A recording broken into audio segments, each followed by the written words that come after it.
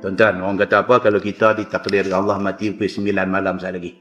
Kalau kita ditakdirkan mati pukul 9 malam saat lagi. 31 Ogos baru ni sahabat seorang meninggal. Umur 39. Untuk kerja hotel. Budak bagus. Dia jadi manager bahagian sale ke apa ke. Sale manager ke apa ke satu hotel. Di sebelah Batu Ferringhi. Budak bagus. Dia ikut kuliah. Habis kerja shift siang. Sepatutnya bila habis tu dia sat lah. Dia duduk sat apa ke. Settle yang tu yang ni apa semua dia balik. Tengok tak balik. Duduk di bangku. Kawan-kawan pun dia duduk abang. Sebelum tu dia terletih. Awak letih atau dia kata hari ni awak letih atau tengok sampai pukul 11 duduk bangku tu lagi. 11 malam. Habis kerja pukul 5 lebih. 11 malam tak pernah dia buat lagu ni. Panggil rupanya tak ada lah. Tuan tengok ni yang kata cara kematian yang mutaakhir ni dia main macam ni.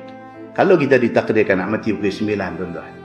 Pukul 8.55, 8.56, 8.57, 8.58, 8.59 itu saat-saat sangat penting bagi kita.